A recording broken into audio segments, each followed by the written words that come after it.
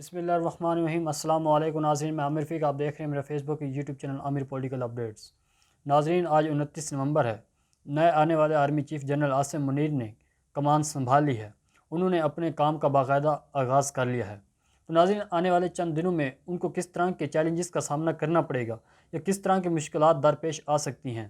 तो दूसरा नाज़रीन, साबिक़ army chief general Qamar Javed Bajwa के जाते ही PDM किस तरह धड़न तख्ता होने जा रही है, PDM किस तरह मुश्किलात का शिकार होगी है, वो तमाम तर डिटेल में आज इस व्लॉग में आपके सामने रखने वाला हूँ। नाज़रीन, जनरल सैयद आसिम मुनीर ने पाक फ़ौज के 17 सरबराह की हैसियत से कमान संभाल ली है।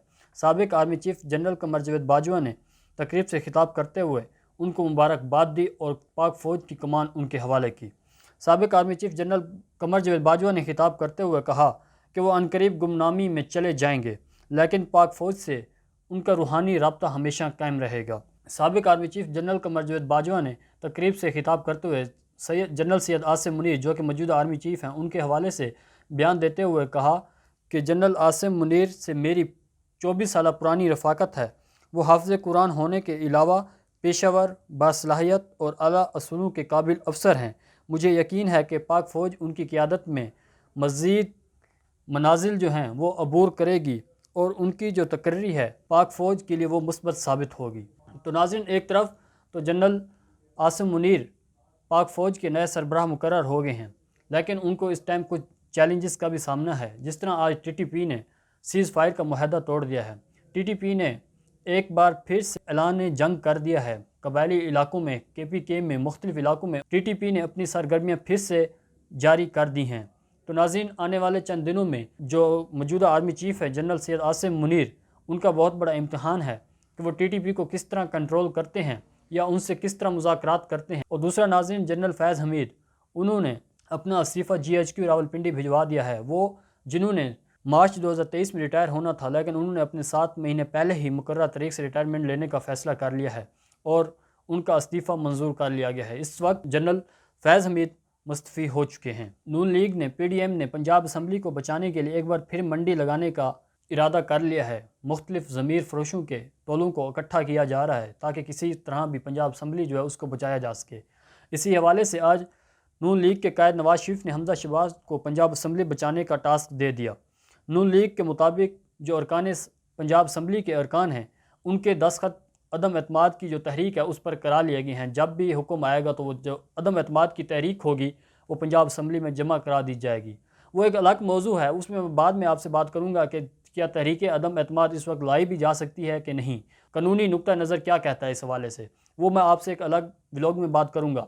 इसी हवाले से कल अता तारड़ और जो उज़्मा बुखारी हैं, उन्होंने भी प्रेस कॉन्फ्रेंस की कि जो सुप्रीम कोर्ट का फ़ैसला था कि कोई भी अगर रुकन पंजाब असम्बली का हो, वो चाहे MNA हो, कौमी असम्बली का हो या सेनेटर हो, कोई भी रुकन अगर फ्लोर क्रॉसिंग करता है तो वो डीसीट हो जाता है और उसका जो वोट होता है वो भी काउंट नहीं होता। तो इसी फ़ैसले को सुप्रीम कोर्ट ऑफ पाकिस्तान से नून लीग के जो वज़रा हैं उन्होंने डिमांड की, अपील की कि इस फ़ैसले को रिव्यू किया जाए। जो कोई भी बंदा अगर अपनी पार्टी की मर्ज़ी के ख़िलाफ़ वोट देना चाहता है तो उसको अख्तियार दिया जाए।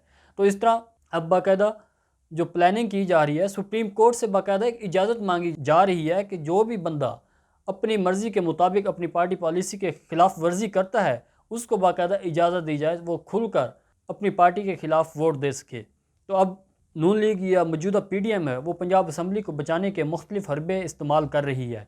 तो लेकिन इस वक्त सुप्रीम कोर्ट का फ़ैसला मौजूद है कि कोई भी अगर रुकन पार्टी की पॉलिसी की ख़िलाफ़ वर्जी करता है तो वो डीसीट हो जाएगा, उसका वोट भी काउंट नहीं होगा। एक तरफ तो PDM हुकूमत पंजाब में तरीके अदम एतमाद लाने की कोशिश कर रही है, तो दूसरी तरफ आज असद उमर की तरफ से दावा किया गया कि जो नून लीग के 10 MP हैं उन्होंने PTI से रब्ता किया है, वो PTI में शमूलियत अख्तियार करने का इरादा रखते हैं।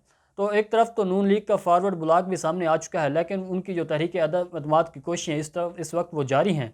किसी न किसी तरह वो जो है तहरीक अदमाल लाई जा सके या गवर्नर वज़ीर आला पंजाब से कहें कि भाई आप वोट ऑफ कॉन्फिडेंस लें, एतमाद का वोट लें, तो मुख्तलिफ हरबे इस्तेमाल किए जा रहे हैं। और तीसरा नाज़रीन, नरेंद्र मोदी ने, जिसने हमेशा मुसलमानों पर मुजालिम ढाए और मुख्तलिफ हरबे से मुसलमानों को दबाया, वो चाहे गुजरात का वाक़या हो, गुजरात में मुसलमानों का कत्ल हो, वो चाहे कश्मीर में किसी भी जुल्म की दस्तान हो, तो उसका क्रेडिट नरेंद्र मोदी को ही जाता है। तो एक बार फिर नरेंद्र मोदी ने मुसलमानों पर भारत में क़यामत ढा दी है। भारतीय मीडिया के मुताबिक मोदी सरकार के मुस्लिम दुश्मन नए हुक्म के मुताबिक मदरसों में ज़ेर तलीम जो तलबा हैं उनको स्कॉलरशिप दी जाती थी वो ख़त्म कर दी गई है। तो रिपोर्ट में बताया गया है कि जो भारतीय हुकूमत की जानिब से मदरसों में ज़ेर तलीम तलबा पहली जमात से लेकर 8वीं जमात के तलबा जो हैं उनको 1000 माहाना स्कॉलरशिप दी जाती थी ताकि वो जो अपने तालीमी अखराजात हैं उनको वो पूरा कर सकें। तो अब वो हुकूमत की तरफ से ख़त्म कर दी गई है।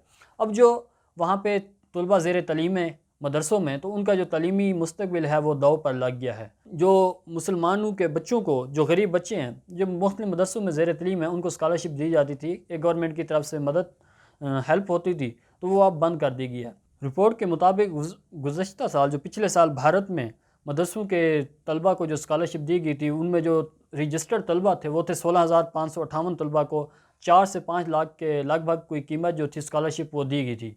लेकिन अब इससे क्या होगा, जब स्कॉलरशिप भी बंद कर दी गई है, जो गरीब मुसलमान हैं भारत में आबाद हैं, तो उनके बच्चों को जो अखराजात दिए जाते थे तालीमी अखराजात, अब वो नहीं मिलेंगे। तो साफ ज़ाहिर है वो जो अपनी तालीम है वो उसको कंटिन्यू नहीं कर सकेंगे। मोदी सरकार का मैनिफेस्टो कह लें या उसकी जमात का जो मकसद ही यही है, हर तरह से मुसलमानों को दबाया जाए। जिस तरह मोदी ने गुजरात में मुसलमानों का कत्ल कराया, कश्मीर में हर रोज़ नई दस्तान रकम होती है जुल्म की। तो मोदी सरकार किसी भी तरह मुसलमानों को रिलीफ नहीं देना चाहते। मोदी हमेशा मुसलमानों के ख़िलाफ़ कंपेन करते हैं। वो इलेक्शन भी इसी वजह से जीतते हैं कि मुसलमानों के ख़िलाफ़ एक नज़रिया है, मुसलमानों के ख़िलाफ़ मुसलमानों को दबाया जाए। तो इसी उनका जो इलेक्शन कंपेन होती है, उनकी जो अपनी पार्टी का नज़रिया है, वो यही है। तो अब वो जो एड दी जा रही थी मुसलमान तलबा को, वो भी बंद कर दी गई है। तो नाज़रीन, आज के लिए इतने, मुझे अपनी दुआओं में याद रखिएगा। अल्लाह हाफ़िज़।